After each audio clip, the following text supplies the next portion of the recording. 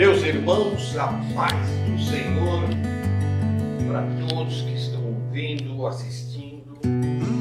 Hoje vamos estar falando da quinta lição da Escola Bíblica Dominical da CPAD. E hoje vamos estar falando sobre libertos do pecado para uma nova vida em Cristo. Amém?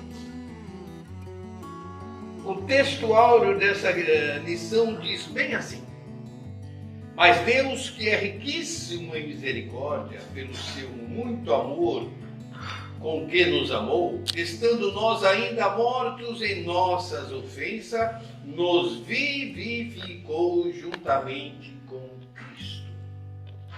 A verdade prática diz assim: no meio da maravilhosa graça divina, fomos libertos do pecado, perdoados e salvos da condenação e ainda recebemos o direito da vida eterna. Amém, meus irmãos? Antes de nós fazermos a leitura responsiva da palavra de Deus, vamos louvar a Deus com o hino 291 da nossa harpa cristã.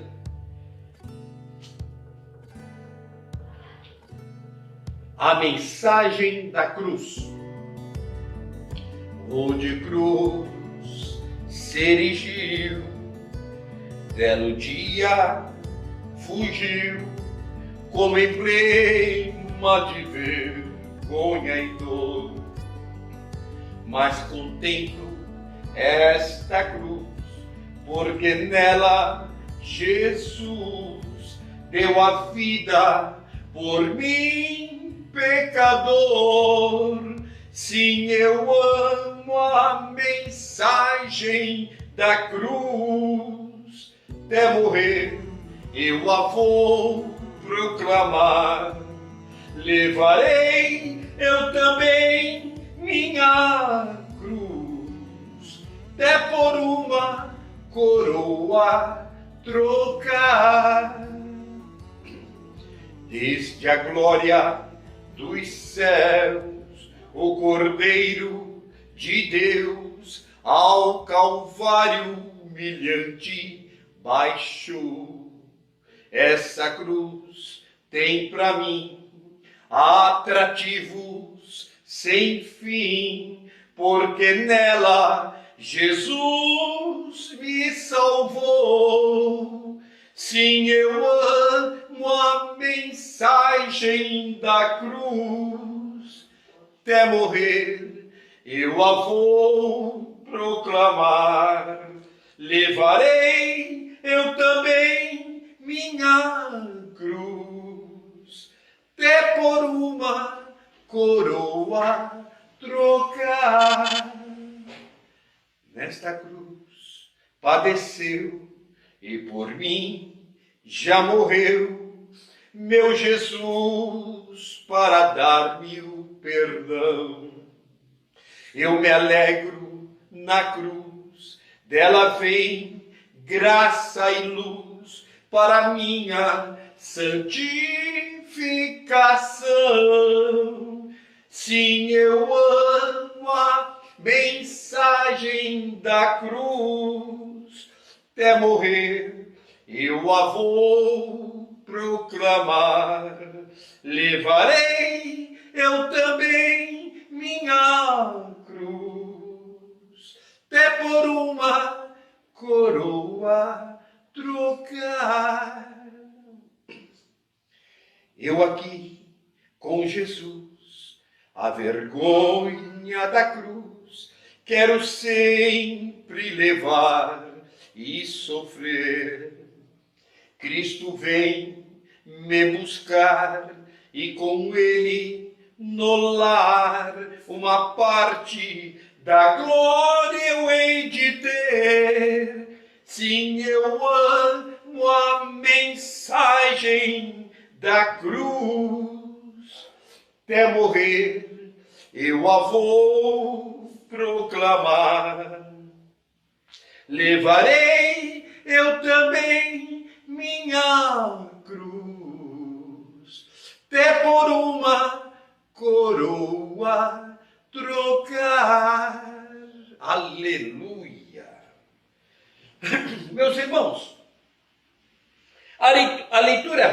em classe que se encontra no livro de Efésios, capítulo 2, do versículo 1 ao 10, diz bem assim: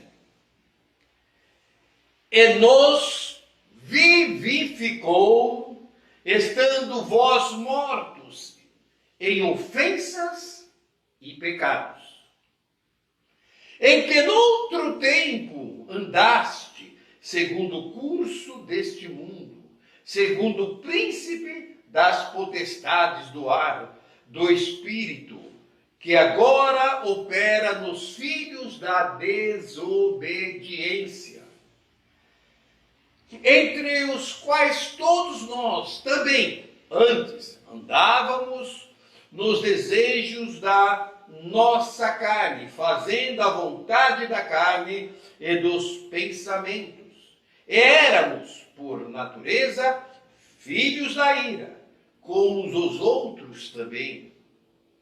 Mas Deus, que é riquíssimo em misericórdia, pelo seu muito amor com que nos amou, estando nós ainda mortos em nossas ofensas, nos vivificou juntamente com Cristo, pela graça sois salvos.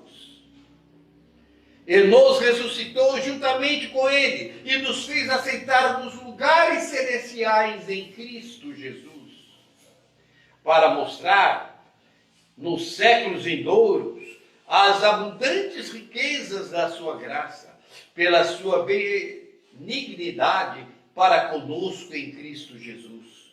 Porque pela graça sois salvos, por meio da fé, e isso não vem de vós, é dom de Deus.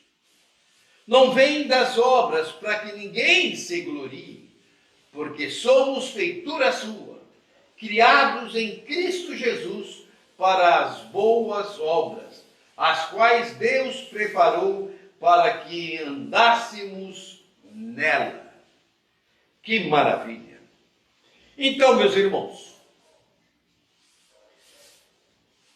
nesse texto que nós acabamos de ler, nós vamos estar vendo aqui, como que diz nessa introdução, que diz: a presente seção da Epístola aos Efésios apresenta relevantes aspectos doutrinários da salvação.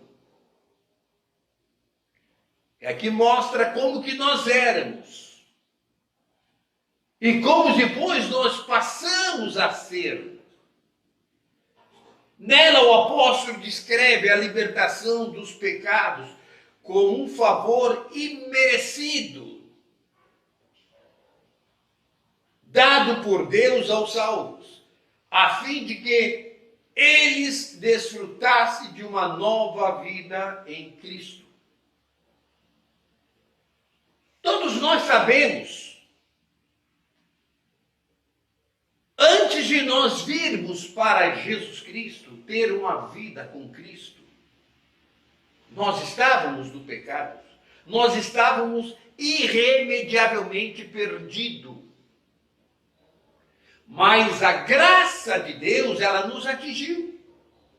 Deus, pela sua misericórdia, porque lá em João 3,16 diz: porque Deus amou o mundo de tal maneira. Ele não amou, não foi a terra, não foi as árvores, não foram os animais. Ele amou nós, que nós somos feitura sua. Esse amor é o que nos resgatou. E nós temos agora uma vida com Ele.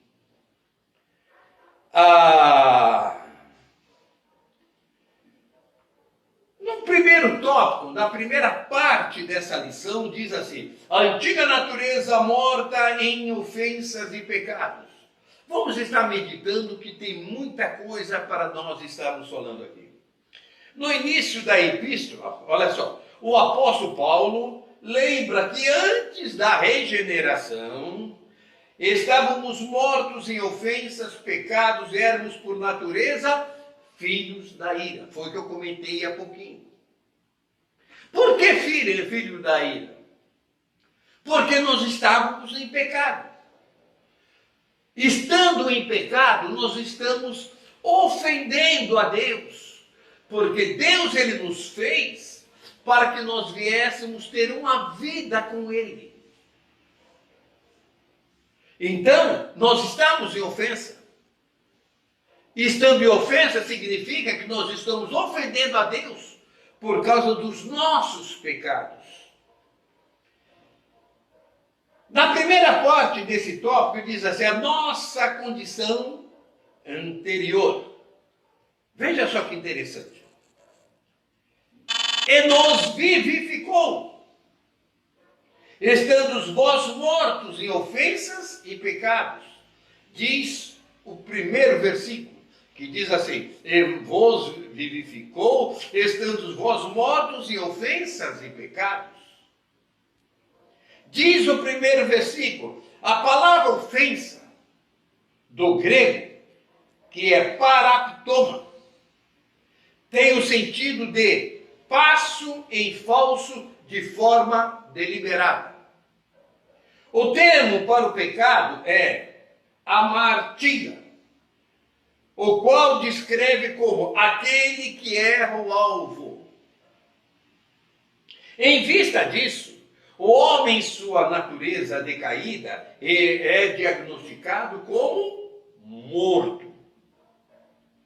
Ou seja, uma declaração da real condição das pessoas sem Deus.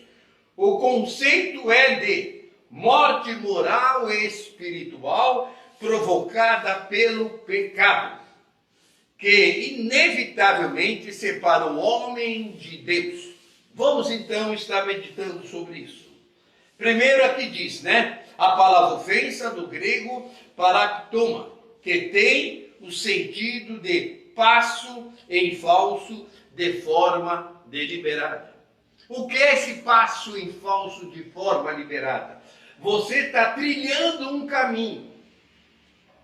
E esse caminho vai levar para o abismo, vai levar para o inferno.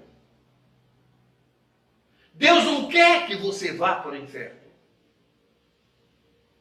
Tanto é que ele deu seu filho, porque ele te amou e ele quer te resgatar. Então nós estamos andando de uma forma deliberada, virando as costas para o nosso Senhor Jesus Cristo. E aqui depois diz que o termo para pecado é amartia, que descreve aquele que erra o alvo. Nós sabemos que o que é o pecado? É quando você erra do alvo. E o nosso alvo é Jesus Cristo. E o homem, em sua natureza decaída, é diagnosticado como morto. Jesus Cristo, falando aos seus discípulos, ele disse bem assim para um que falou assim, mestre, deixa eu primeiro enterrar os meus pais, depois eu venho e te sigo. Jesus Cristo disse bem assim para ele, deixe que os mortos enterrem os seus mortos e você vem e segue-me. É assim que diz o texto. Uma pessoa, quando não está andando na presença de Deus, não está servindo a Deus, o que essa pessoa está... Como que é o estado dessa pessoa? É morto. Está separado para o inferno. Não numa vida com Deus. No livro de Isaías, capítulo 59, verso 2, diz bem assim. Mas os vossos pecados, as vossas iniquidades, fazem separação entre vós e o vosso Deus. Ele cobre o seu rosto para que não te veja. É isso que Deus quer para a sua vida? Não. Ele quer que você tenha uma vida com Ele, comprometido com Ele, fundamentado nele. É dessa forma que Ele quer. Mas continuemos. Tem muita coisa para estar meditando aqui. A natureza pecaminosa, ela impede o homem de ouvir e obedecer à voz de Deus. Quem assim vive está morto enquanto vive. É que nós acabamos de falar. A pessoa vivendo uma vida no pecado está morto para o nosso Senhor.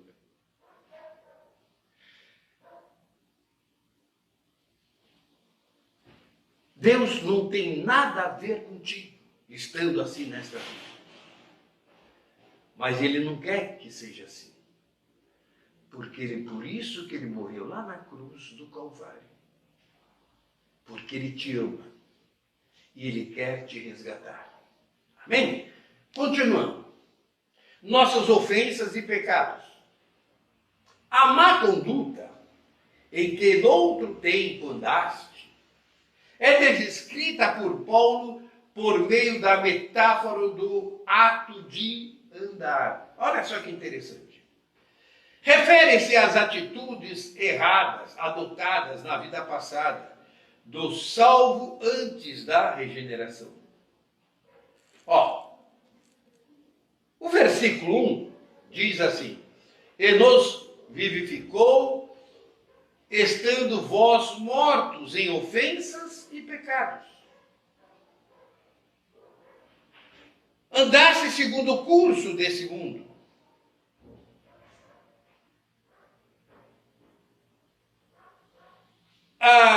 Os costumes eram praticados conforme o sistema mundano da época, tais como a imoralidade, o furto, a mentira, uma constatação de que o salvo não deve tomar a forma do mundo. Relativizar o pecado é muito menos ajustar-se à maneira de viver em seu tempo. Vamos lá. Aqui está dizendo que o sistema mundano da época, tais como a imoralidade, o furto, a mentira. O que é isso? Quando nós estávamos no mundo, vivendo aquilo que o mundo te oferece, o que tinha em nosso meio? Havia o quê? A imoralidade. Havia o quê? O furto. Havia o que mais? A mentira. E aqui diz ainda que era uma constatação de que o salvo não deve tomar a forma do mundo. Lembra o que está escrito lá em Romanos, capítulo 12, o verso 2? Diz bem assim: não vos conformeis com este mundo, mas transformai-vos para o quê? A renovação do vosso entendimento. Quando nós estávamos no mundo, nós poderíamos achar que o mundo era muito bom, talvez era muito gostoso, mas o que havia? Prostituição, desejos carnais, mentira, engano, furto. Era assim a vida que nós tínhamos naquele tempo. Mas agora que você veio para Jesus Cristo, a nossa vida é outra. Já também Romanos 12, versículo 1, já diz bem assim: rogo-vos, pois, irmãos, que apresentei os vossos corpos em quê? Em sacrifício vivo, santo e agradável a Deus, que é o vosso culto racional. Só que coisa interessante. Mas vamos lá. Andaste segundo o príncipe da potestade do ar. É o 2. Diz assim: uma alusão a Satanás que exerce autoridade sobre os poderes do mal. Indica que os agentes malignos têm a capacidade de influenciar os homens desobedientes e incrédulos. Mas adiante na carta, Paulo ele alerta que a nossa luta é contra tais seres do mal. Capítulo 6 de Efésios. Contudo, não é necessário temer, pois Deus exaltou Cristo acima de todos eles Vamos lá. Andaste segundo o quê? O príncipe da potestade. Aqui o versículo 2 diz assim: em que, no outro tempo, andaste segundo o curso desse mundo, segundo o príncipe das potestades do ar, do espírito, que agora opera nos filhos da desobediência. Antes, é como que nós falamos anteriormente, nós andamos completamente desgarrados, fazendo o que? A vontade da carne. Eu costumo dizer que tudo aquilo que é desejo, vontade, paixão, sentimento, tudo tem que ver o quê? Com a alma. E a nossa alma, ela é carnal. Ela quer que a sua vontade sempre seja feita. Mas Deus, Ele quer que nós sejamos o quê? Pessoas espirituais. Que ande em espírito. A palavra de Deus nos diz que Ele procura verdadeiros adoradores que o adorem e o adorem em espírito e em verdade. Então, o que acontece? Esta vontade, que é uma alusão a Satanás, que exerce o que? Autoridade sobre os poderes do mal, que é o segundo príncipe das potestades do ar, o nosso adversário, que ele o quê? Opera e se manifesta, como que diz aqui a palavra, nos filhos da desobediência. Aqueles que estão vivendo pela carne, querendo fazer a vontade da carne, não fazer a vontade de nosso Deus, está o quê? A serviço, e ele é influenciado pelos espíritos das trevas, para que você cada dia mais pratica o pecado, que você cada dia mais se afunde nas garras do inferno. Aqui o 3. Andávamos fazendo a vontade da carne e dos pensamentos. Olha o que diz aqui, que interessante. Refere-se à inclinação para fazer o mal, algo inerente à natureza humana. Estão incluídos aqui os pensamentos pervertidos e a prática de todos os desejos desordenados da carne. Como resultado, éramos filhos da ira, isto é, condenado e desprovido do favor divino. Paulo sublinha que essa era a nossa condição. Entretanto, aprove ao Pai nos eleger e nos predestinar para os filhos da adoção. Veja só, o versículo 3 do capítulo 2 diz assim. Então, aqui diz bem assim, olha, começando com uma conjunção adversativa, o apóstolo declara exultante. Veja bem, mas Deus, que é riquíssimo em misericórdia, pelo seu muito amor com que nos amou. Veja bem, o ato de misericórdia implica compaixão e simpatia para com os indignos. Isto é para todos nós. Nós éramos o quê? Indignos. Nunca nós fomos merecedores da salvação. Mas Deus, como Ele nos amou, Ele, vamos dizer assim, a sua misericórdia nos abraçou. E Ele trouxe para si. Porque Ele nos amou. Continuando. A carta aos Efésios, ele ensina que ao prover à humanidade o meio de escape da merecida ira, Deus não se mostra apenas misericordioso, veja só que coisa legal, mas abundante em misericórdia.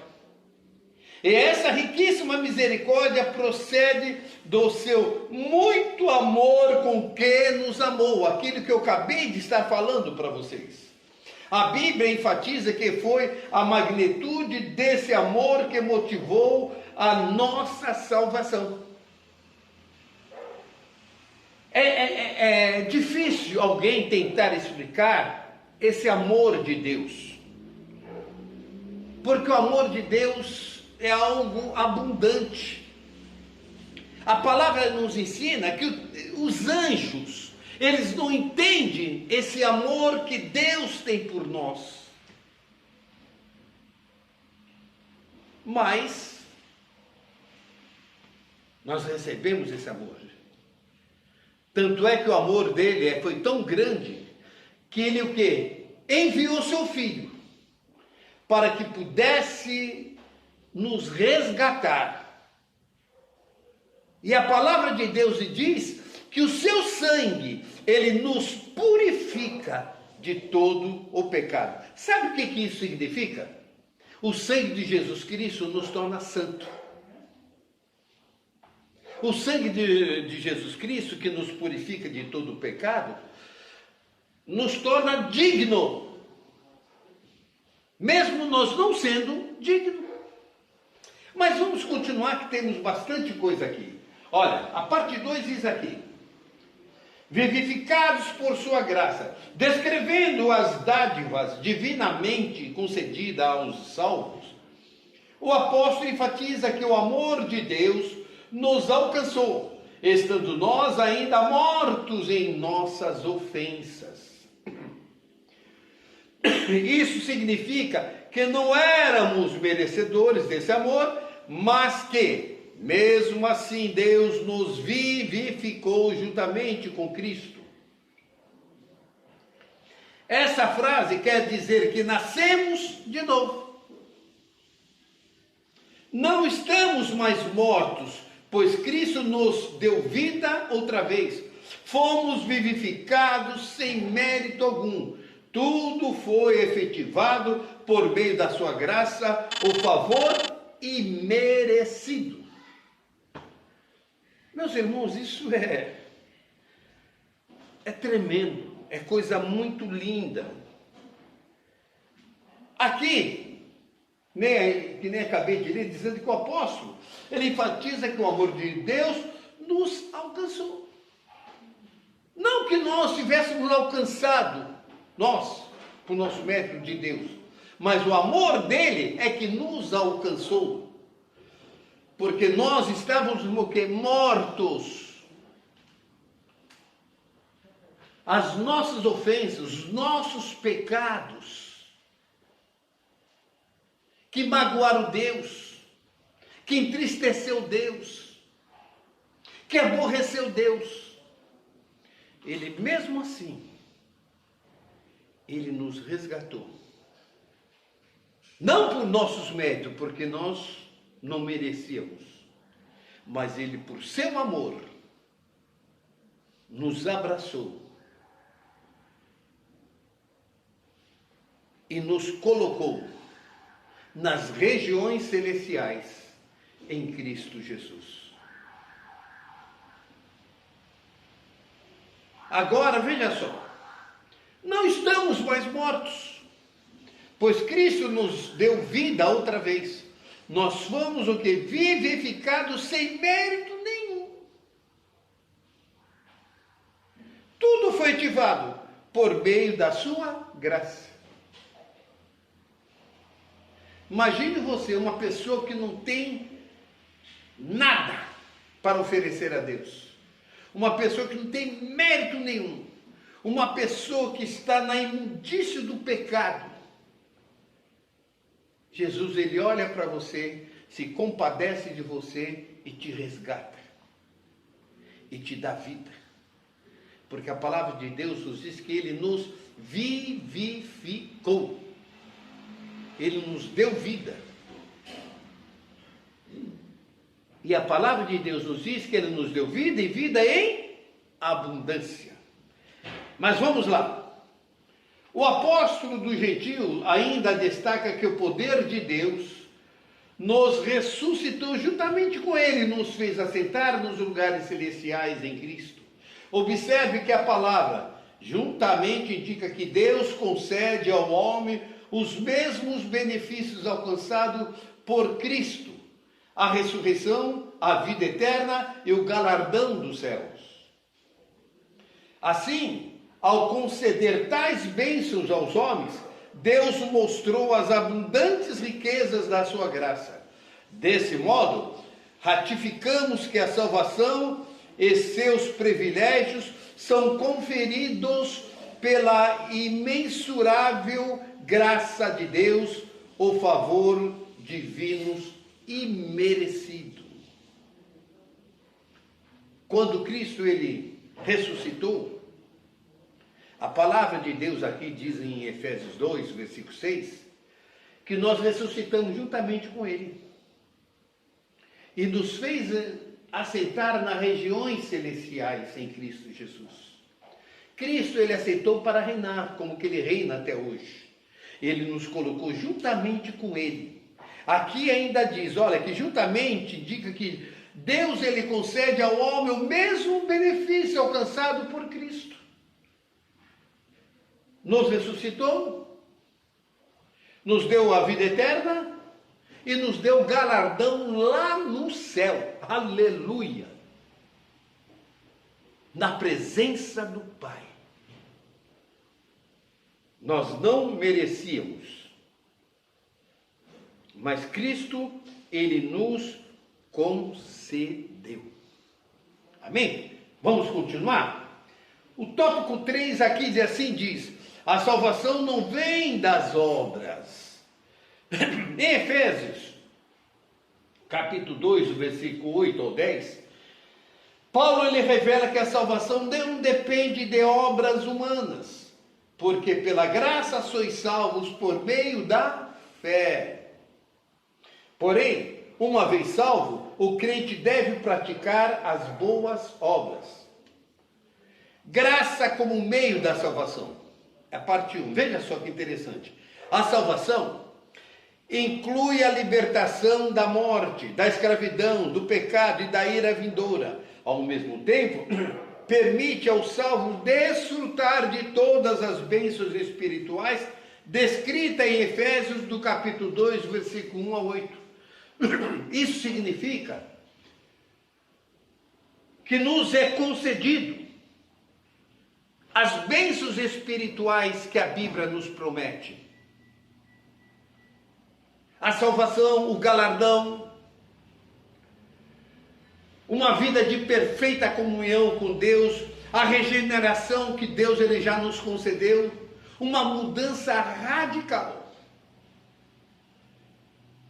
E veja só, aqui continuando, portanto, a salvação é o livramento do poder da maldição, do pecado e da morte, e a restituição do homem à comunhão com Deus, uma bênção concedida a todos que recebem Cristo como Salvador. O que isso significa? Significa que nós estamos livres de toda a maldição do pecado, nós estamos livres da maldição da morte, porque o último inimigo a ser enfrentado vai ser a morte. E isso Cristo já venceu lá na cruz do Calvário. E Ele venceu e nós vamos vencer. Porque a palavra de Deus nos diz, quando Cristo ele vier buscar o seu povo, o nosso corpo mortal vai ser revestido da imortalidade. Esse nosso corpo corrupto vai se revestir da incorruptibilidade. Isso significa que nós vamos ter uma vida plenamente em Cristo Jesus. Então, aqui está dizendo, olha, que a restituição do homem à comunhão com Deus, que nós havíamos perdido, que é uma bênção concedida a todos que recebem Cristo como Salvador. você passa a ter agora uma vida de perfeita comunhão com o Senhor. Ele te restituiu isso. Já parou para pensar sobre isso? E a graça, a palavra graça aqui, é a tradução do grego charis, que significa favor imerecido. Ela mostra que a iniciativa para tomar possível a salvação veio da parte de Deus. E por meio da graça de Deus, ativa o livre-arbítrio e capacita o pecador para que responda com fé ao chamado do Evangelho. Meus irmãos, Cristo é que te escolheu. Mas Ele não obriga ninguém a servi-lo. Ele não obriga ninguém a fazer a obra dele. Ele não obriga ninguém a crer nele. Ele deixa você escolher. E Ele espera que você escolhe Ele. Porque Ele quer ter você como filho. Ele te escolheu, Ele te amou. E a palavra de Deus, ela nos diz, por Ele ter nos amado, Ele tem algo reservado para nós lá na glória. Onde que a palavra de Deus nos diz que as ruas são de ouro, os muros são de jaspe. É a coisa mais valiosa que existe. E Deus, Ele preparou o melhor para você. Continuando. Todavia, olha só que interessante. Ainda assim, o ser humano é livre para escolher entre dois caminhos, a salvação ou a perdição. Sua liberdade não foi eliminada. E a graça pode ser resistida. A fé deve ser considerada como a aceitação da obra realizada por Cristo em nosso favor. Ela é a resposta à graça de Deus através da qual recebemos a salvação. Você tem a livre escolha. Você quer a salvação ou quer a perdição? Eu creio que você já escolheu a salvação. Para finalizar, a última parte do tópico 3 diz assim: obra como evidência de salvação. Aqui Paulo, ele usa duas negações para endossar a origem da salvação. A primeira expressão, isso não vem de vós. Trata da salvação pela graça que provém de Deus. A segunda ratifica que a salvação não vem das obras. O que indica, não se trata de recompensa de algum ato humano. Essas afirmações incluem a possibilidade de alguém ser salvo por esforço pessoal. Tem gente que pensa, não, eu consigo minha salvação. Como se você tivesse recurso e dentro desse recurso você pode comprar a sua salvação. A palavra de Deus nos diz que a salvação, ela não vem por meio de obras. A salvação vem mediante a fé. Porque imagine só, se fosse por obras, quem tem muito dinheiro poderia fazer muitas obras, porque tem esse recurso. Aí eu conseguiria a salvação, porque ele conseguiu com seus recursos, mas não. A salvação vem pela fé. E a palavra de Deus diz que isso não vem de vós. Vem de Deus. Antes de qualquer coisa, nunca esqueça que Jesus, Ele te amou primeiro. Ele te escolheu. Por Ele ter te escolhido, Ele te favoreceu, vamos dizer assim, com sua graça, com seu amor, com seu perdão, com a sua misericórdia. E você alcançou isso dele. E por você ter alcançado isso dele, o que isso significa? significa que você está sendo salvo porque você creu na palavra de Deus. Continuando, que já estamos terminando.